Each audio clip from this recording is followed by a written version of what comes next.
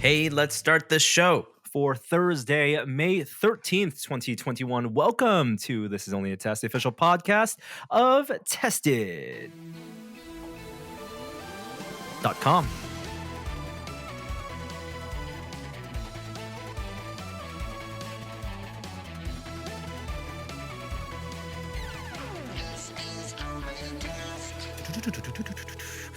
Hello and welcome to our 599th episode of This Is Only a Test, in case those of you listening or those of you in the podcast were not aware. I'm looking at you, Kishore Hari. Did you know?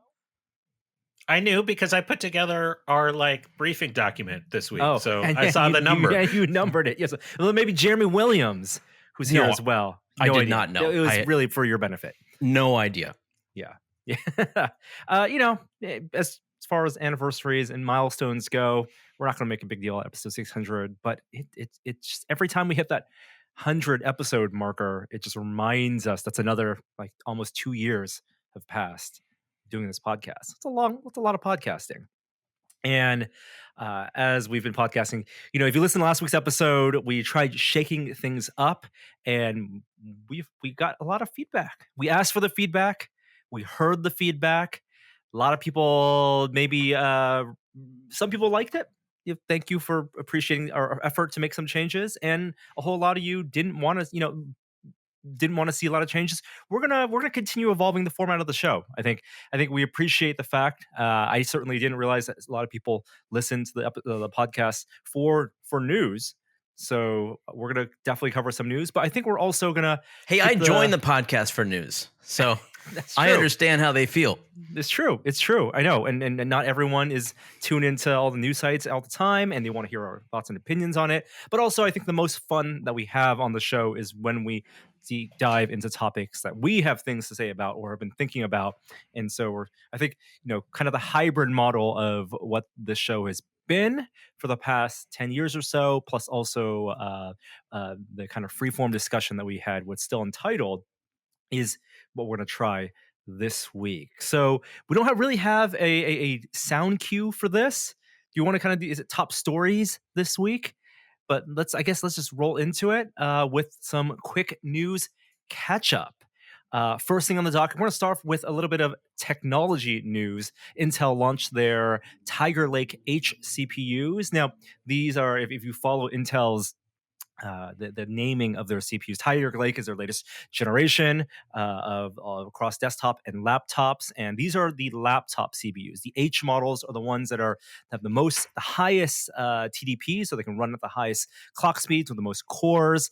They're not necessarily the ones that you'd find back on the MacBook Pros or even the MacBook Air back when Apple was using Intel CPUs. Those are more the U-class processors, but this is for your gaming laptop.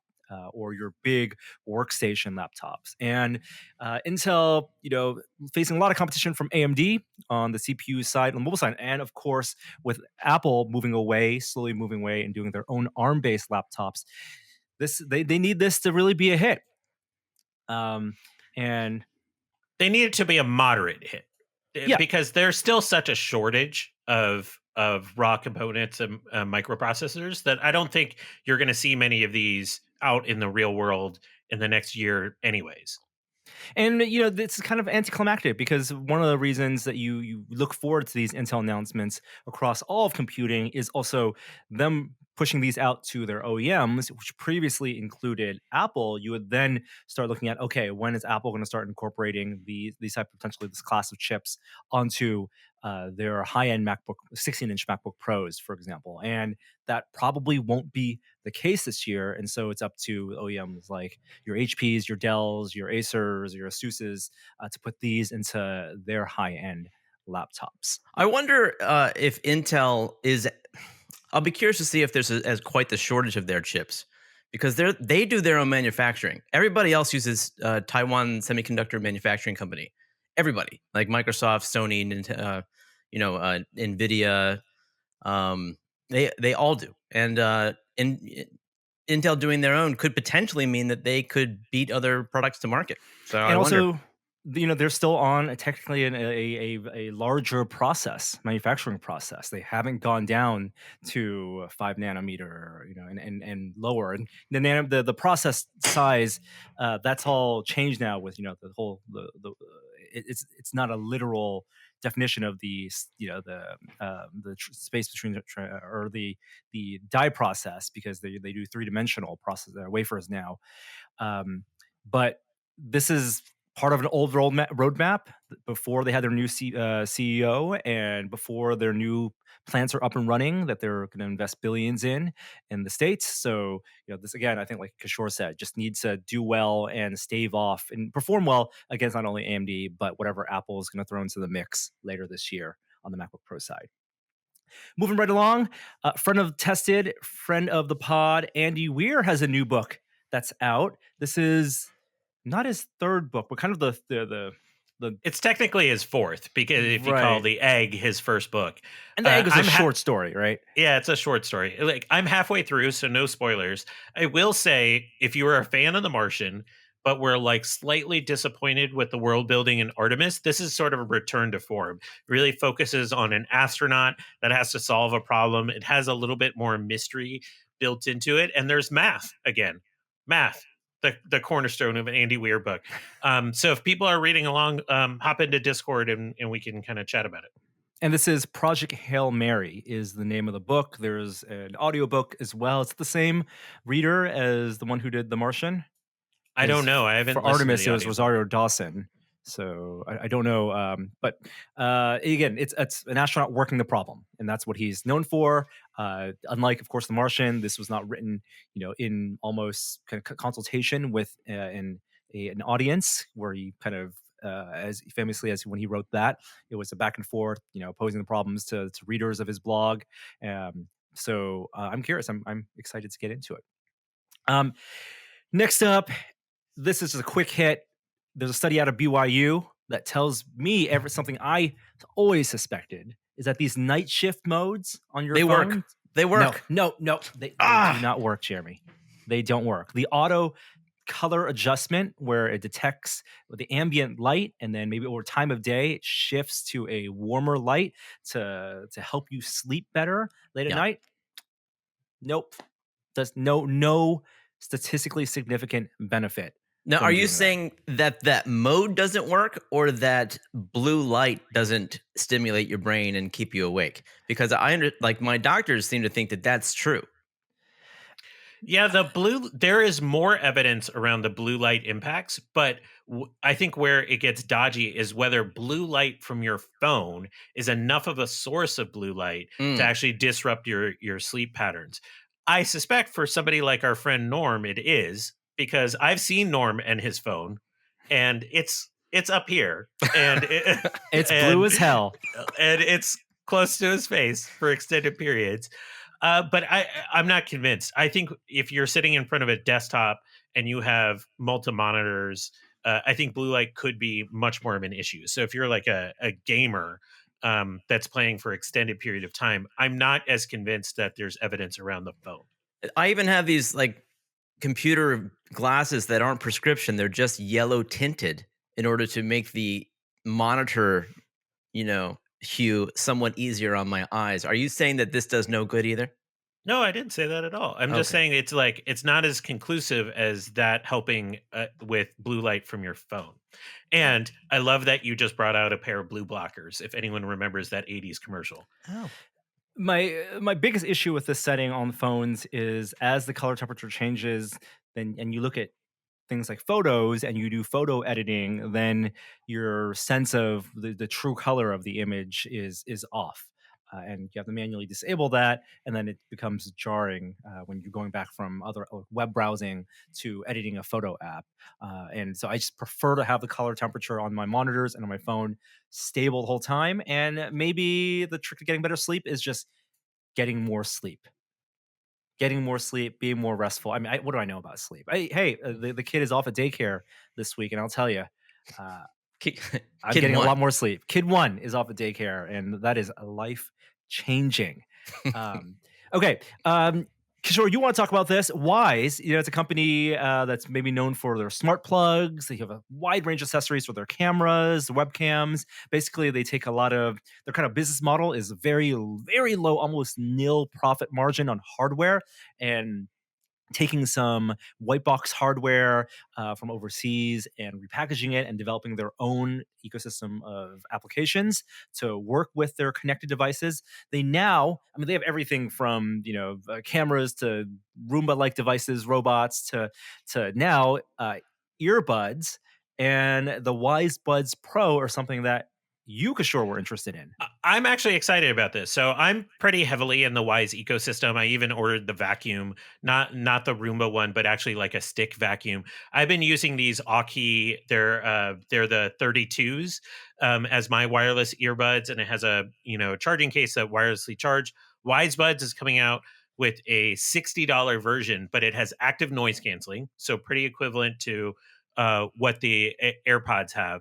It has EQ on there too, so potentially better sound, and it has Alexa built in, so it's comparable to this feature set that we're seeing across most of the different earbuds that are out there. And it wirelessly charges. What's interesting, it's $60. Anything with active noise canceling in this market is $100. Now, people's experience with Wise has been mixed, especially on the longevity of this. And it's almost like a Kickstarter-esque company. Like you're kind of investing in hardware before it actually appears on the market with this.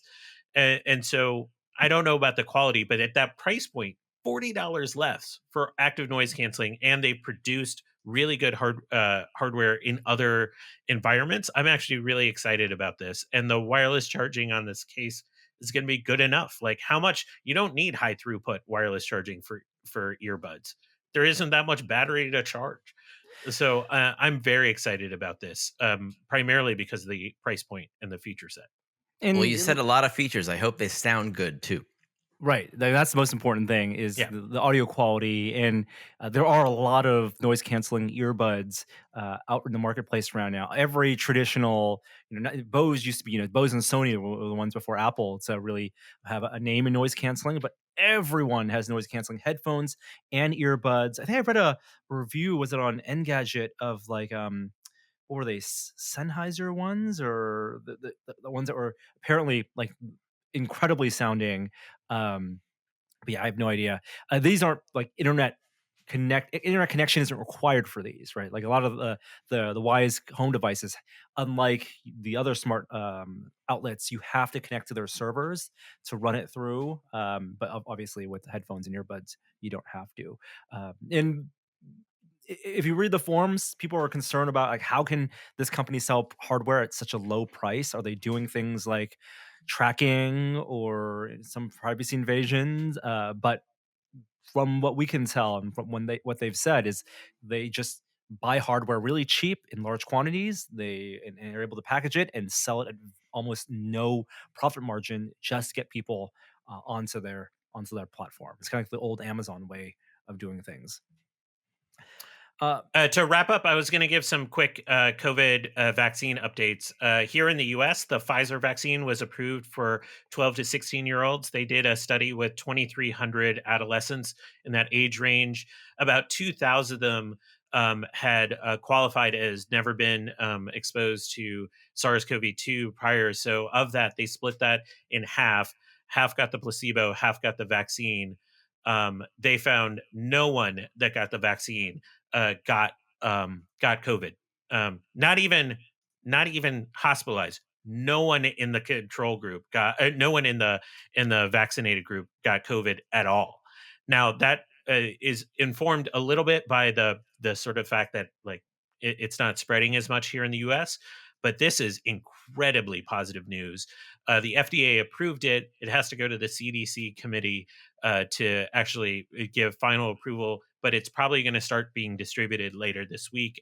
People are already sort of lining up their adolescents for appointments. We're expecting somewhere between 30 and 50% of kids aged 12 to 16 are going to get this in the coming months, and then there's a stronger group of hesitancy in this. Which brings me to my second point. There are a lot of stories, especially in the U.S., around vaccine hesitancy, and while it is an issue that we have to contend with in our progress on vaccinations, there is still a much greater issue around vaccine access, particularly in communities of color. If you're white in this country, you have 1.5 times more likelihood of having received a vaccine than a Black or Hispanic American at this point.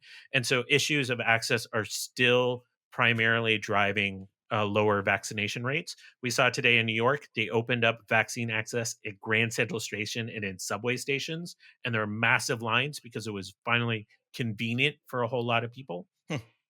So I'll just note that access issue is still dominating the news here in the U.S. And I'll finally say that because of manufacturing problems, the J&J vaccine, they're out of supply for it.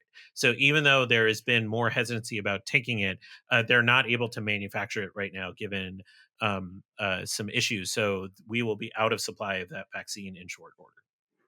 Sure, I saw your tweet earlier this week, with your frustrations on some of the reporting about vaccine hesitancy and the framing of that. And, we've seen like New York Times cover, and then they do these stories of like trying to find the cultural reasons of why people may or may not, want to take the vaccine. But the messaging, and as a science communicator, we found it maybe more impactful to talk about the benefits of like sharing the stories of people who have vaccine, who've gotten it, and how their lives are changing. And I just got my second shot this week, and yes, the second shot gave me flu-like symptoms, and my arm was sore, for my whole body was sore for a full day. But I'm like really, really uplifted and really looking forward to being able to, as the CDC can recommend, hang out with like my parents without masks, and and with other people who like people tested who have gotten vaccine in a couple weeks, that we'll be able to be in the same office together, mask free. I got my second shot on Friday. I got it from a nurse who worked on the front lines in New York for 6 months. And like we talked for, 5 minutes, just swapping stories. And this Friday, my parents arrive. It'll be the first time I've seen them in 18 months.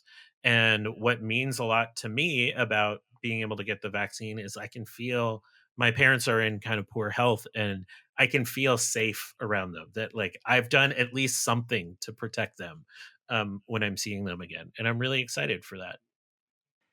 Hey everyone, Norm here. Before we continue on with the show, I want to let you know that this week's episode of This Is Only a Test is made possible with support from the other podcast, Periodic Talks. What gets you curious? On their new podcast from Stitcher, Gillian Jacobs and Deanna Reasonover step off set to go on tangents with real-life astronauts, astrophysicists, science artists, mathematician types, and other really smart people to investigate what seems impossible. Let your mind wander and wonder at the what-ifs of everything from Stardust to crocheted algorithms to fantasy role-playing games. And join Gillian and Deanna as they talk about innovative, interesting, and exciting personalities in science, tech, engineering, arts, and mathematics. Listen to and follow Periodic Talks on Stitcher, Apple Podcasts, Pandora, or wherever you get your podcasts. Now back to the show. All right. I think we're going to roll right into the kind of 4 big stories that we want to talk about. And I think this is appropriate time to put in this queue. I would consider this, well, our top story this week.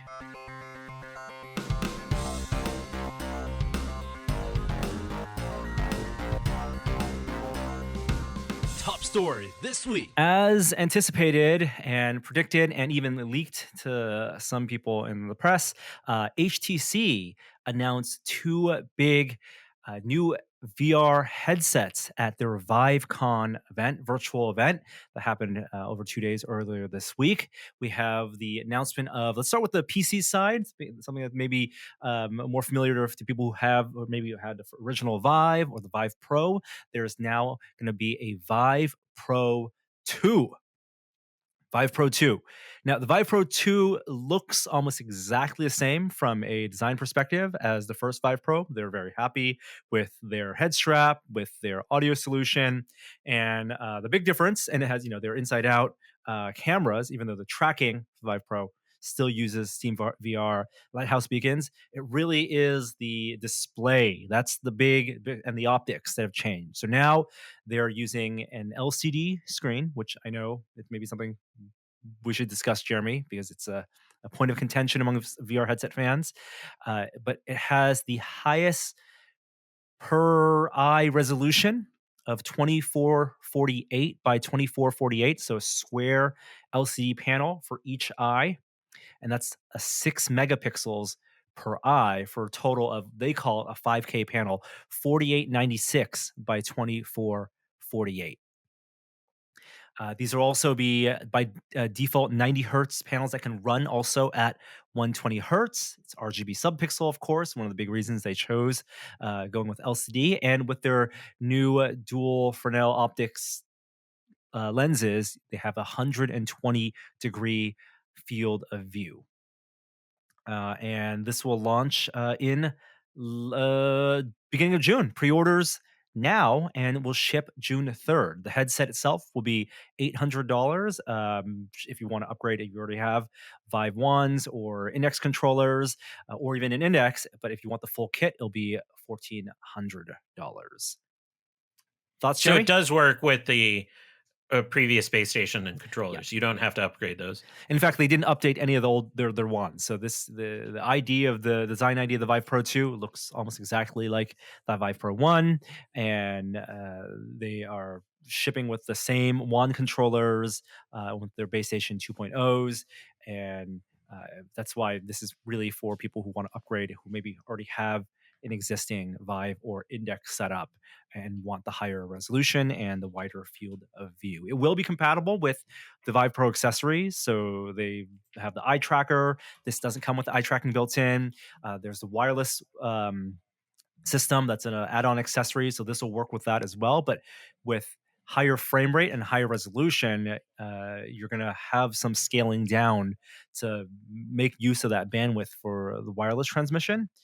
They'll be making this will require, I think it'll require DisplayPort, whatever the newest one is, DisplayPort 1.4. Is that right? But 1.2.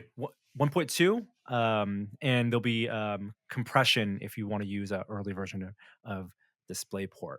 And they also announced, or previously they had that like mouth tracker for the thing that you would attach to the bottom of the Vive Pro, would also be compatible with that. Jeremy, Are you excited about this at all, Norm? I mean, I'm excited to try it because the G2 previously was the highest full field of view pixel density. The Vario, that headset had the really high pixel density in the small center of the screen, but with the G2 you're getting close to that, and G2 doesn't have a really great field of view. So with this, with it being essentially 5,000 pixels wide across both eyes, and a wide field of view, I'm really curious what Elite Dangerous, what a lot of what Flight Simulator looks like under this. Yeah, I understand that it would be exciting to try, and if you're thinking about getting one and you're a Vive person and you want to upgrade, this sounds like a great thing. But I personally, this ranks about a 1 or a 2 on my 0 to 10 scale of interesting in the VR news category. Because why is that? Because I think because of the Quest 2.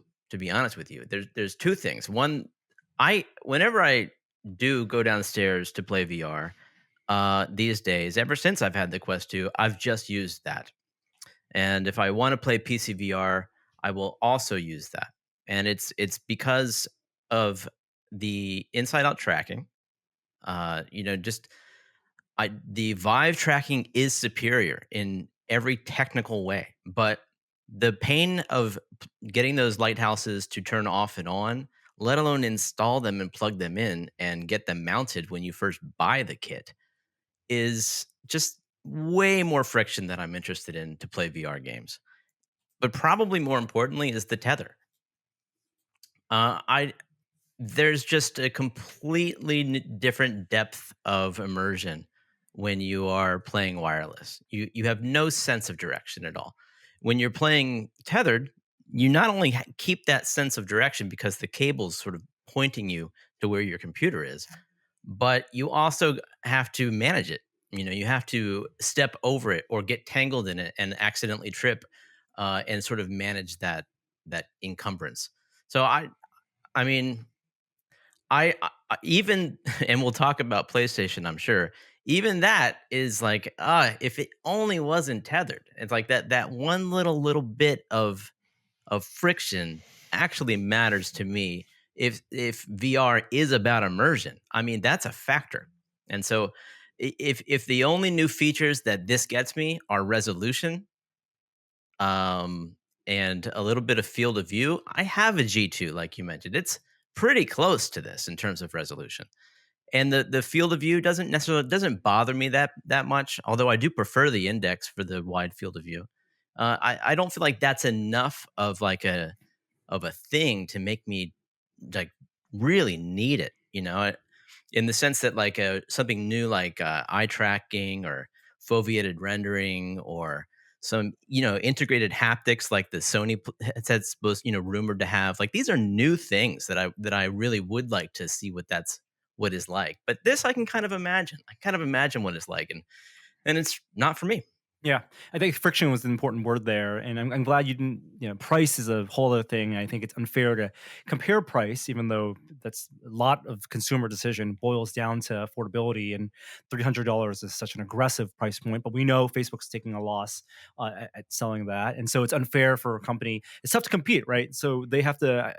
I think they're, smartly or not, kind of aiming for a consumer here who, one, either does not isn't is not as price sensitive, or maybe they're willing to pay the extra price for the privacy benefits of this headset, or they're okay with the friction because they're the hardest of the hardcore, where they're going to use this on a dedicated flight simulator setup, or they're the people who they're in VR for Elite Dangerous as their primary game, and for them to spend $800 to get that much more beneficial experience for something that they already get, then this is right for them. Just as for the G2, that was a big purchasing decision, right? People are happy to pay a premium compared to the Rift S for the G2 because they had a specific use case.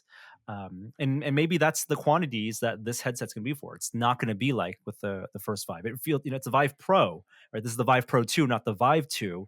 And just like the Vive Pro was for developers and for the high-end enthusiasts, this feels targeted that way. I think the disappointments for me come in the fact that a lot of the add-on benefits of the Vive Pro were not built in. So wireless, that being again backward compatible with the existing Vive wireless system, but not a built-in feature.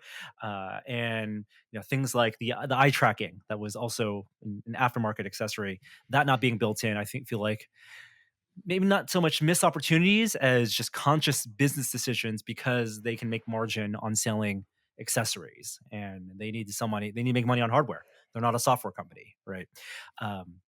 The Am I wrong to think that this is just about business and enterprise? Like, this doesn't feel like an upgrade for the home user as much as like for that VR arcade that's going to have dedicated lighthouse setups and can just, upgrade this for the resolution benefit. But and not so much for the home use. And that's managing expectations too, right? I think we're going to talk about the Focus in just a second, which is their standalone headset. But I think the Focus 3 and the Vive Pro 2 are definitely aimed at the higher end, and so it's not. They're very consciously not pitting it against the Quest 2 and the comparison, just purely because on price point and support and amount of friction just for setup. I think the LCD and OLED comparison, I think we got to give up that fight. I think, Sony, we got the best of the best with the PS VR 1 with RGB stripe OLED, but no one has done that since, and LCD seems to be the way forward. You're going to lose the benefits on the contrast, but I prefer the higher pixel density and the RGB stripe and the higher refresh rate on the LCDs. So there is also the Vive Focus 3. This is the standalone. They call it the 3 because there was a Focus and the Focus Pro. And this is same panel, same optics as the Vive Pro. So that 5K or 2448 by 2448 on both eyes. This is 90 hertz. It is running on Qualcomm's XR2 chipset. So this is their fastest SoC on the Qualcomm side, faster than what you find in the Quest 2. And HTC has a long partnership with Qualcomm, so hopefully they're taking advantage of all that relationship for building a good inside out tracking pipeline, because this is inside out tracking. And this again, like sure, this is for businesses. This is for enterprise. It's a super expensive headset. It's $1,300, and it will launch at the end of June, and that includes 2 years of the business warranty.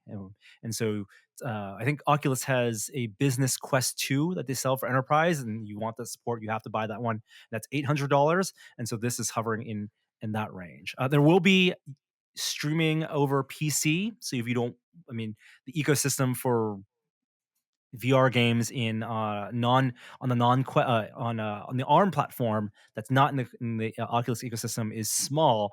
Most of the games are going to people are going to be playing on Steam unless they're privately developed, small enterprise ones. So there will be streaming with via tethered cable and also wireless over Wi-Fi 6 is something they're working on, as well as 120 hertz is possible. So Vive Pro, the Focus targeted toward the enterprise. There's going to be a very small subset, I think, of enthusiast users who will want to maybe try it out, and maybe that'd be good enough for them. But the Vive Pro, I think, it's, again, the hardest core of the hardcore just want the pixel density. You mentioned PSVR. So this is unconfirmed, and it's a rumor for the VR headset that's going to come out for the PS5. We saw Sony showing the controllers, but we had questions about the panel and the headset.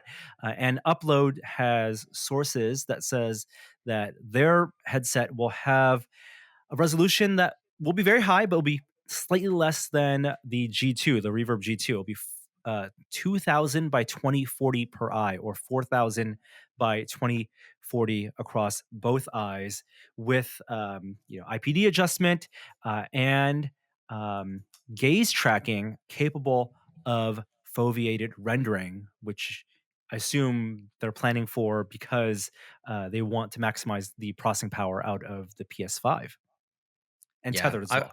I wonder if they're working with Tobii on this. I wouldn't be surprised, because they're absolutely at the top of that market, where they're the ones who make the Vive module, and they've had chips in laptops for years that do eye tracking, and I've used one of their eye tracking VR headset modules, and it's excellent. It's like the latency is almost not noticeable, and you can look around, and it's like having a different input into the game in addition to your hands and the movement of your body. This is great. I've been waiting for a consumer VR headset to announce, although this isn't an announcement, but I've been waiting for consumer VR to get eye tracking for a long time. And if PSVR is first to market with it, that's going to be huge. And Sony's in that unique position where they own end-to-end, much like Apple, the hardware and the software, right? Their SDK is optimized for the hardware. They know whoever is going to buy PSVR 2 is going to have the PS5, and so they can maximize their rendering, and also for developers, recommend how they develop their games to maximize the frame rate, so you're not going to have inconsistent experiences across PSVR. The other rumor is that there's going to be some type of haptic feedback. Do we think this is similar to the type of haptics you would get in the PS5 controller, DualSense controller? You think? Well, yeah, it's hard. I think they did also officially announce that the new controllers for PSVR would have the same haptics. Right, but so on headset. It would be no surprise if they added them there too, if they've got the technology. The R&D is the expense. Putting them in there is not going to cost them much of anything. And that is another level of immersion that they can add for very little money. I think it's a great idea. What can you see in terms of games? How can you see games implementing some type of feedback for your head? Like, where would you want to feel it? Give me one, even one, but give me a couple. I don't know. Put them wherever I have the most nerves. I have no idea. But imagine like you were in like the mid 90s and you're like, well, why would a video game need a rumbling motor inside of a controller? That's what could you possibly feel from that? And then it becomes the absolute must-have standard norm for, the next 20 years. So this is something that I think is probably, we haven't imagined yet the implications of it, but being able to feel being nudged in the back of the head, or to feel a gust of wind or a rumble as you're driving across some gravel. I mean, these are all things that just a little bit of feedback can go a long way. Let the headset massage your temples, right, Yeah. and remove your motion sickness. I mean, physiologically, because sure, we know from the homunculus, right, the fingers, you have so many nerve endings on your fingers where haptics matters a lot, but on your neck and head, like, can we imagine? Is it Sony running experiments, finding out where people, can feel the most benefit or get the most benefit out of haptics on something you wear on your head? They're never going to be able to get the right precision. I don't know how you would get the fit right. Like, even if you're able to generate like some haptics and sensations, which you totally can. Like, we've all been in like VR situations where they've used different haptics that have enhanced the experience. But how are they going to get you to fit properly where they can really take advantage of that? I don't think they can. Yeah, and I don't know how developers will take advantage. I think one of the clever things about like the Quest, for example, was using the gyro in the headset to tap the headset, right? Tapping the headset became a point of input. And if that's something that Sony is taking advantage of with some sensor in the headset that can then give you also input plus also output, some type of feedback, then you're talking about, laser blasts in video games, gaze-based games. Maybe it's more of a passive rumbling where it's about directing attention, where if you're turning away, it's like almost like a guardian's and a sixth sense, right? The kind of vibration on between your eyebrows. Whereas if you're walking too close to the end of the tether, you're gonna feel a little bit of a vibration. VR simulation, walking into a low door frame and you just bang your head and you feel it. Like, I just think spatial audio handles all the things you mentioned. The one thing is, if they had something in the controllers, didn't we talk about this? It was probably years ago now.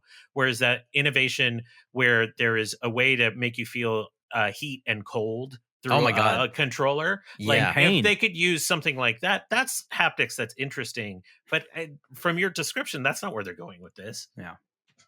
I didn't like that experience. That was eerie. Like, it was. But it's interesting, right? It is. It's a feature I would purchase and then promptly turn off, because they can also, as Norm said, create the sensation of pain by oscillating between hot and cold, and it's not entirely pleasant, but it's definitely cool. Yeah. Well, the thing we're all expecting though is that it will be a tethered system, which doesn't mean that PlayStation couldn't develop their own wireless add-on solution. But I think low friction to entry, plug and play. Even though the first PSVR did require, remember all the kind of tags you had on the cables? There was like a breakout box. There was a lot of things to plug in. They need to streamline that if they're going to have another wired system. A wireless system would be the easiest if it just worked out of the box, but it has to be, I think one cable plug in and just works based on that. I hadn't even considered that it would be anything other than a single cable from the headset to the USB jack on the front of the PlayStation. Right. That's what it's got to be. Right. With But a also, breakaway thing. That's it. Right. So if you back away, it's not going to pull your precious PS5 that will still be in low supply all through the rest of this year at least. I mean, they're not in a rush to get the PSVR out. That's almost like, they're working with. They announced that they're getting dev kits out and they're going to get developers on board. And PSVR 1 was a good success for them, and hopefully there'll be backward compatibility as well. But they need to launch with a great lineup, even though they're not facing competitors from Nintendo or Microsoft in the VR space.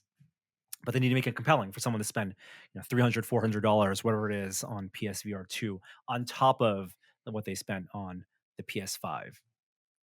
Moving on to some VR content and games. Hey, we got a chance to play Demeo this week. This is the new hotness in the Oculus Store. It's a D&D dungeon crawler, turn-based multiplayer game, and uh, probably the closest I felt to playing like sitting around a tabletop game with friends and playing game in VR. You want to describe the experience?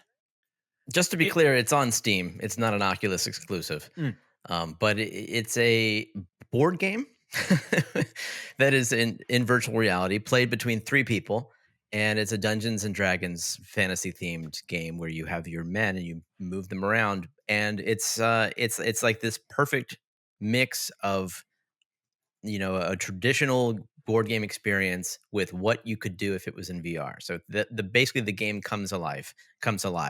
You move your characters around. There are effects that play out. The enemies actually attack each other. And the production values are very good. Like that's the thing I'm most impressed with about this game is like the everything about it for a game that runs on Quest 2, it looks really good. Like the models, the textures, the particle effects, the special effects in general, the sounds, the voices, it's all very high quality. And I really appreciate that level of, that attention to detail. I felt like it was Diablo meets Slay the Spire because you have that like top down view like you do in Diablo, and you have cards that essentially take up your actions where you can like shoot arrows, but every time you use one, they get used up, and they have cooldown effects as a way of moving through the game. We did embarrassingly bad It's as a difficult. group. We got through one room. It wasn't just difficult, Norm. Norm, you went like 2 rooms ahead and unleashed like a horde of monsters on us. So I'm not. I will say the one thing that I didn't like, and Jeremy found the setting for it, is like there's ways that you can sort of tilt the table that felt Right. a little uncomfortable. And I'm still not sure how I feel about the mechanic, how you zoom and move around the table. You have to essentially use like a 2 grip a way of like of a pinch and zoom, and I found that a little awkward. Yeah, I'm Hooking. not sure the analog stick is used for anything either. They could very easily let you walk around with that. Laterally, Mhm. which is what Right. I would like. The there's no snap turn or anything. It really is that classic style. We saw these with kind of the first generation of VR games where you grab and you kind of push and pull to rotate. But the neat thing is there's presence for the other players. So the 3 players play together, choose one out of 4 characters. And when you zoom in, I can see your quote unquote avatar uh, with your eyes and your hands shrink. Even though the world looks bigger to you, you look smaller to me. So there's this weird like relationship. It's not just us sitting around the table. It's like we actually have these powers of like getting into the game board where, like Jeremy said, the graphics look amazing, all the effects look really cool, or you can kind of back out and play it, as if you were sitting around a board. It's all, it's not just flat; it's all 3 dimensional. There's staircases and doors and dungeons. The first campaign, I believe, is like 3 different tiles, like 3 different levels. You have to escalate and get through. We didn't even get through the first level. And the idea, it looks like, is for this $30 game for them to slowly load more missions and more quests. I would love to also see this not necessarily fantasy themed. Like I want to see kind of like how Rec Room did it, a mixture of genres. I know it would require new assets, but a sci-fi. I love like the old sci-fi turn-based games on PC, and a sci-fi version of this would be really fun for me. Co-op Lean VR XCOM. Exactly. lean into the D&D factor, user generated maps. Like that would be spectacular, especially if you could download maps other people make and place creatures. I think it'd be really interesting. It's like a little more creepy than normal D&D because there is like a fog of war effect, and so you don't know exactly what's on the other side of doors and whatnot.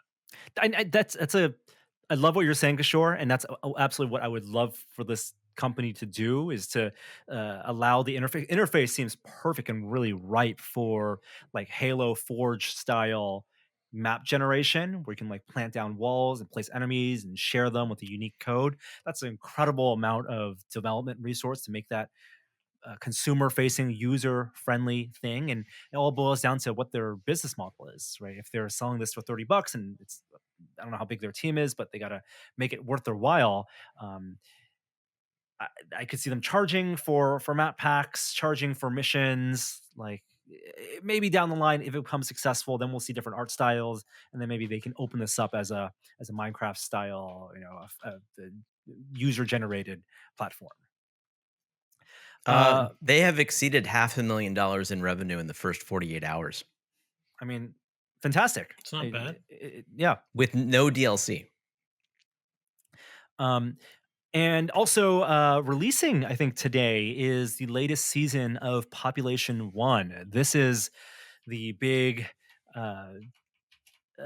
what's the genre? It's the battle royale. It's the battle royale for VR, right? It's one of the most successful multiplayer games in VR outside of your Onward and Pavlov. Onward, by the way, the team recently acquired by Oculus, by Facebook, and working on possibly Onward 2.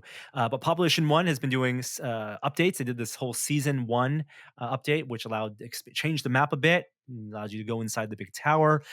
This big new season changes a big quarter of the map to a Western theme. So going from sci-fi to Western, and has new weapons, has new power-ups, and most importantly, I think, expands the maximum number of players from 18 to 24.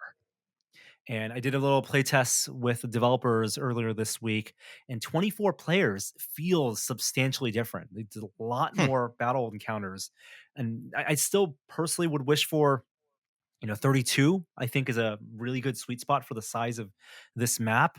I personally, I always wished the map could be bigger, but 24, I think it feels meaty. It feels like there's a lot going on. And Jeremy, it's time to get back in. It could be. Yeah, I loved playing that game. And I'm curious what the Old West quadrant looks like. Are there unique weapons to that area? Not to that area. The new weapons they have inspired by the area are now dual wielding single-handed shotguns. And there's a reload mechanic where you flip the shotguns. As opposed to using it, because you don't do two hands to reload, because you have to hold them dual wielded. So you kind of do like a flip to cycle the shotguns, and they're very powerful at close range. There's also a new healing feature. So if you want to play the game and you're not a great sharpshooter, and a lot of the pro players are just sniping nonstop, there's this harmonica healing device now, where if you hold it to your mouth, then these musical streams bands go to your teammates when they're close by and heal their shields, and plays a song. And the longer you hold the harmonica and longer you're healing, the more shield they'll recover, until you're shot or disrupted.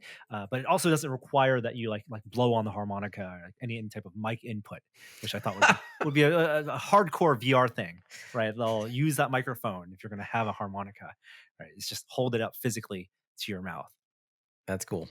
Hey, it's Norm again, and I also want to let you know that this week's show is made possible with support from Storybox. If you're a creator, you really need to try a Storybox membership. Storybox helps you bring all your stories to life without sacrificing your vision due to time, budget, or not enough resources. Tell the best version of your story with affordable subscription plans and tools that scale to meet your needs. Storyblock's ever-growing library consists of 4K footage, After Effects and Premiere Pro templates, music, images, sound effects, and more. And their unlimited all-access plan gives you unlimited downloads, and the assets are royalty-free, so you can use your downloaded content for commercial and personal use. Storyblock's Restock initiative is here to change the landscape of stock media by partnering with creators in underrepresented communities to build collections that represent those communities in an authentic light.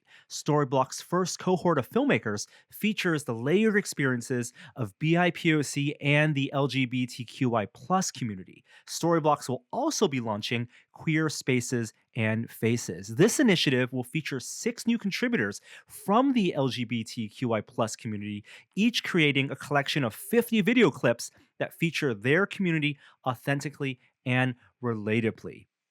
Explore their library and subscribe today at storyblocks.com/onlyattest. Once again, check it out at storyblocks.com/onlyattest. Now back to the show. Hey, Jeremy, There's a new pinball machine from Pinball Machine from Stern. Yeah, you're not gonna play the music? Oh, do we have the music? I don't think I Whatever. have the music. I'll Yep. play it after the fact. It's Mandalorian, gentlemen. Mandalorian Pinball. We had a Mandalorian Pinball table released just a couple weeks ago in VR, which we haven't talked about yet either, in Pinball Effects' Star Wars VR Pinball, which is on all of the VR platforms. There's 8 tables in there, including a brand new exclusive Mandalorian table. Totally different than this one. This one that was announced this week, was it announced or the trailers were released? In any case, it was announced within the last week or so, and it's Stern Pinball, featuring your favorite Mandalorian, and it looks all right. It looks cool. It's rumored. The most interesting thing to me is it's rumored to be designed and even programmed by Brian Eddy, who is kind of a legend in pinball for having developed Attack from Mars and Medieval Madness in the mid '90s for Williams. And 2 of the best-selling tables to this day. Those are 2 of the rare tables that actually sell now for more than their original retail price. Why would it be It's not- rumored that it's programmed? Like, why wouldn't they announce that? Stern, go ahead. It's not rumored. He's quoted in an article on StarWars.com about Oh, excellent! that Thank you. he is definitely the lead game designer. Okay. And he decided very early on that the critical element in this game was a Grogu character in the playfield. Well, smart move. I mean, if you're designing a Mandalorian anything, Grogu should be featured prominently. To be honest with you, I'm not in love with the way Grogu looks in the game. He's not interactive. He doesn't move. He's not a robot of any kind. He looks like a stuffed animal that's in the upper left corner of the game. They'd say it's a custom toy. So if that's true, cool. Then it was made for the game. But it certainly looks like something. And Stern, this would not be the first time Stern has run out to the toy store and bought 1,000 of something to put in their games. It's true. Amazon purchase, limited edition to 6,000 for the Pro. Let me just buy from the warehouse and shove them into the corner of the. They're kind of infamous for doing that in the aughts, but when they were the only game in town. But now they're competing with others a lot more. So yeah, they're doing custom toys most of the time these days. So anyway, it's not that important. But yeah, Grogu's in the game, and he has a magnet in front of him, and he can capture the ball, and then it drops down to some in lanes. The more interesting toy in the game is a playfield. It's a mini playfield that's in the upper right, and the ball will go onto it. And in the Pro version, there's 1 flipper, and in the Premium, there's 2. It's basically a little pinball machine up there where the ball hits all these stand-up targets at the top, but it rotates. And so you're playing vertically and you're playing horizontally, but depending on the mode of that little table. And they call it like a gravity changing simulation, which it absolutely is. And I think that's really clever. And Brian Eddy is his first table was the Shadow, which had a really cool miniature, almost pinball machine, more like a breakout game with a pinball. So he's definitely a clever guy, and it wouldn't surprise me to see this kind of new thinking from him. Is this mini playfield the one that's the manual helmet? Yeah. Okay. Got it. Yeah, it looks like it. And it looks like it has some interesting shots. It's not probably going to be next on my list because it looks like it's a lot of what they call stop and go, where the ball will get caught places and things will happen and play out. I'm more of a flow player where the ball's constantly coming back to the flipper. I'm sure this has a mix of both, so I'm anxious to play it. But yeah, there you go, Mandalorian Pinball. It's exciting stuff.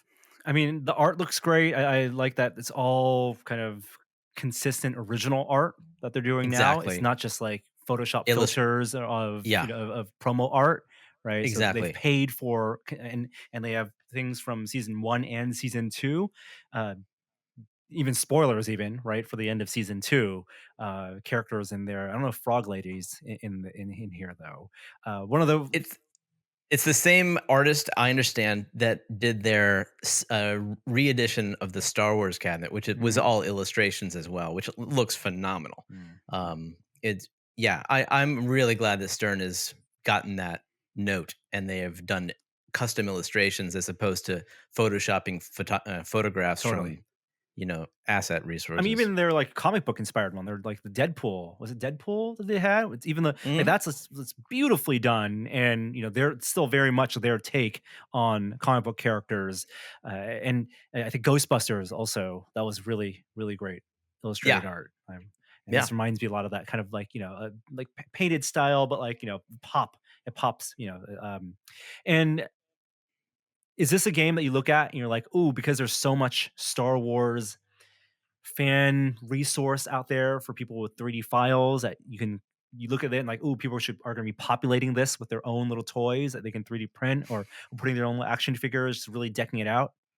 Absolutely. I mean, the pinball community is absolutely infatuated with modding their precious pinball machines. I mean, I'm not talking about operators. Operators are all about the bottom line. So they buy the game, they put it on location as it is. But people who buy them for the home, they've just invested $5,000 in this thing. What's another $50 to put a puppet on one of the ramps or a sign? And there's an entire industry. It's crazy. There's custom boutique industries everywhere on the internet now of people making 3D printed, laser cut, handcrafted mods for games, and anything that you can think of will probably be developed and for sale. should pinball owners everywhere. It's a neat community. They're committed to 2 machines a year.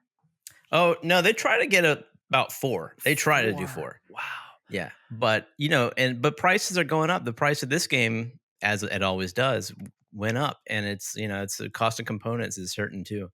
Like Jersey Jack, their chief competitor, they do maybe 1 game a year, and they can't satisfy demand. If you order a Guns N' Roses today, you won't have it this year. It's like that you get pushed until probably early 2022.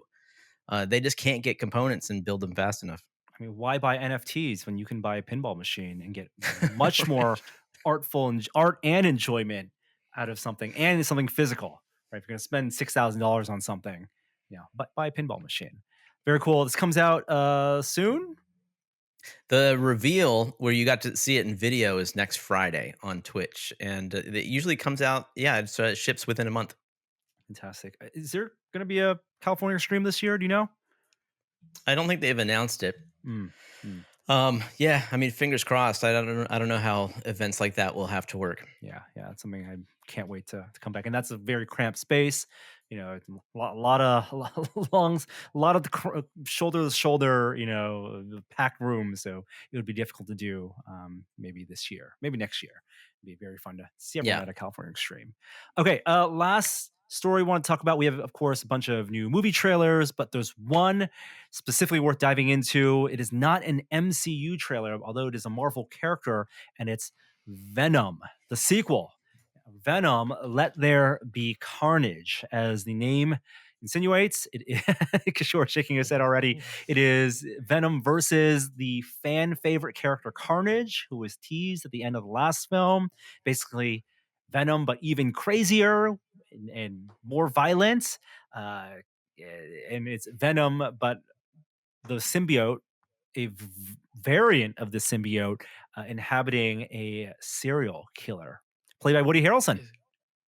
So this is likely to be based on the comic series Maximum Carnage, which is actually an interesting comic book series. I'll be curious if they actually bring the character Shriek into this movie or not, which is a central figure in that.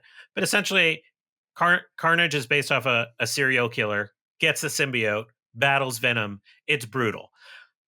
That's what we got in this trailer. I like how Woody Harrelson evoked a little bit of his vibe from Natural Born Killers, but good Lord, this looks terrible.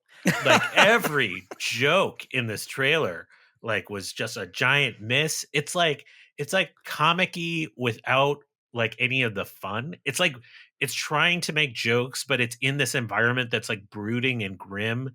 It didn't land for me. Like if you're a big fan of Venom and like those jokes landed for you, more power to you.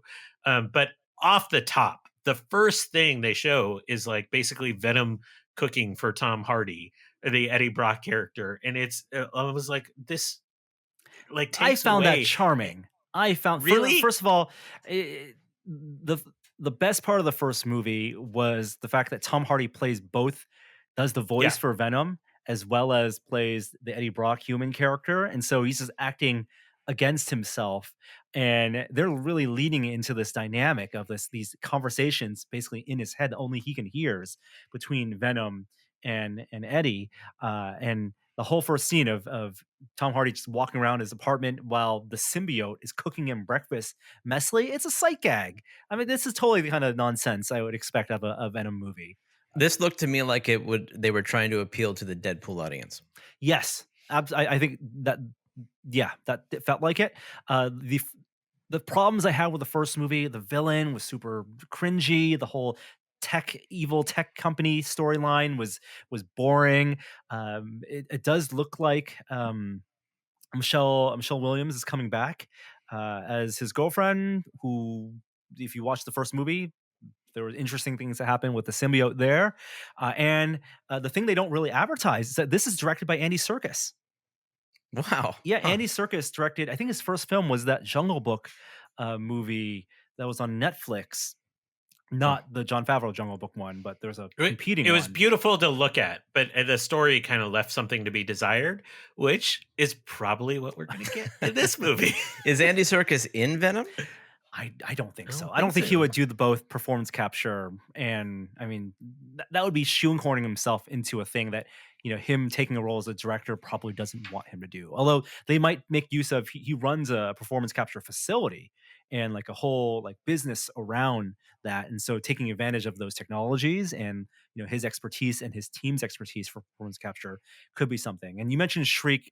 That's actually, I think it's been announced that is something that's happening in this movie as well. Oh, interesting. Andy Serkis talked about Naomi Harris is in this and possibly playing that role.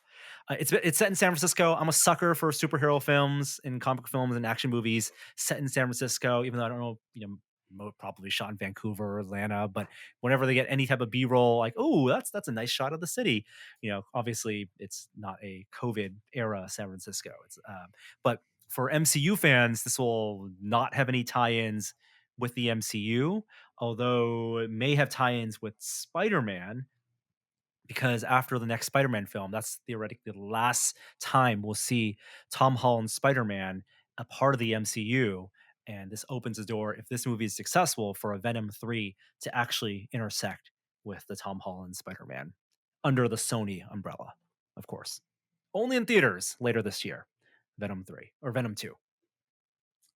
I'll watch it. I'll watch it in theaters. It's going to make $1 billion. Mark my words on this podcast. Venom 2 will make at least $800 million worldwide. You just went down $200 million. Doesn't matter, Jeremy. I noticed that too.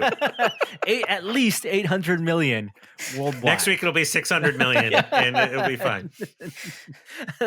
400 million, best offer. Any other things? Anything you guys been watching? Any other things? I'll give him a recommendation for Shadow and Bone on Netflix. If you haven't seen that, that's the YA fantasy series based on a series of books. It's very much kind of like not quite as hardcore as The Witcher, but almost like Mortal Engines, kind of like a little steampunky, alternate Earth, Victorian era, a lot of world building, but it's a fun show and high production quality. Shadow and Bone on Netflix. You guys watch the For All Mankind on Apple TV? No, because it's gotten great reviews, and I'm very curious about it. But I just haven't made time for it. And given the space alternate history thing, I thought you guys might be into it. I think Expanse is probably on my list next if I'm going to devote Expanse should be a must. This last season was so good. I finished Invincible over the weekend, which was very good. Highly recommended if you like the boys style violent, except in an animated universe. Yeah. Jeremy, what are you watching or reading? Brooklyn Nine-Nine. Oh, so good. Yeah, we finished. Well, obviously, we went to The Good Place after The Office, and after The Good Place, we're looking for what's next, and this was the obvious choice.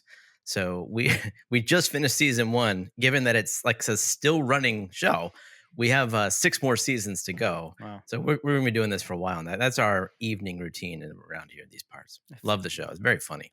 Funny, feel good. It's a good little nice palate cleanser. Not too serious. Right. Yeah, we finally finished The Good Place as well, and I think that show nailed the ending, stuck the landing. Yeah. All right, that does it for this episode. We'll be back next week for episode 600, continuing to evolve the format of the show. We're no longer on a virtual set, and hey, we got through the entire episode without even talking about this weekend's SNL. Don't hope you didn't invest in Dogecoin. More skits involving Wario. That's what I have to say about this. All right. We get an outro this week from the archives from Great Job. And this one's called Who Drew Them? Let's take a listen. Hi there. I didn't see you.